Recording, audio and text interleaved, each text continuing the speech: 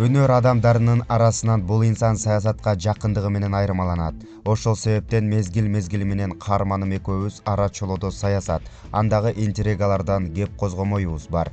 Парламенттик жарышка катышууну максат кылган кең көкүрөк өнөр жылдызы депутат болуу дымагынан дагы кайта элек. Бек мырза, Атамбаевдин доорунда бийликке айбат көрсөтүп, сын пикир айтканга да үлгүрчү. Жээнбеков бийлигинин ишке киришкенине 1 жыл болду. Негедир бүгүнкү бийликтин кемчиликтерине сын айтканыңыз байкалбайт го. Атамбаевдин ажо кезинде паспорттон кыргыз улутун алып салышты. Мен буга каршы четте карап кайдыгер тура албадым. Кыргыз тилинин укугу бузулду. Мегаком аркылуу каршы чыктым. Мындай көрүнүштөрдү сынай берсе көп экен. Баарында өзүмдүн позициямды билгизип жүрдүм. Мындан соң мага каршы президенттин аппараты, бүтүндөй өкмөт бут тосуп иштей башташты.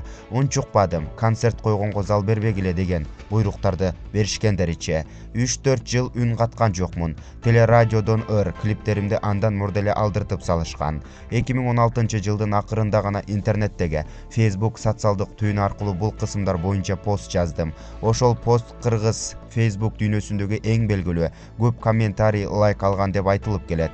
Телеге чыкпасам да, концерт койбосом да интернет бар экен. Ырларым таркап Россиядагы дегеле сырттагы мигрант мекендештерге концерттеримди берип жүрдүм. Мен бийликке ар дайым сын айтып тургудай саясий серепчи эмесмин. Чыгармачылык көп убакытты талап кылат. Убактым да жок. Бирок улуттук баалуулуктарга коркунуч келсе, чыгармачыл эркин адам катары калыс оюмду билдирип туруу милдетим деп билем. Акыркы бийликтагы мурдагылардай катарды кетирсе, анда сөзсүз реакция кылам.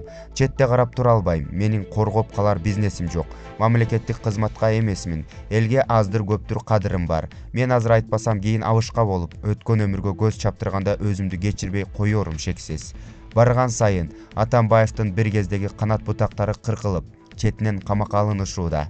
Ызасы башынан ашып бараткан Атамбаевдин туулган күнүндө же майрамдарда ырдап берүү сунушу түшсө, анын астында үндү бийик чыгарып кубулжуган ырларыңыздан созуп бергенге даярсызбы? Бир кездери Бакиевдин алдына барып ырдаганыңыздан улам айтканым го.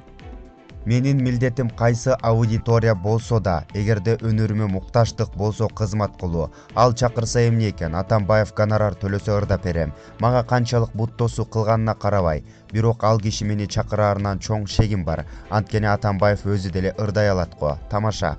Бүгүнкү кырдаалга карата бааңыз кандай? Айтылуу Асылбек Жээнбеков менен мамилеңиз жакшы элеби? Асылбек Жээнбеков менен тааныштыгым жок. Болгону ал кишини сыртынан маалымат каражаттары аркылуу эле билбесем.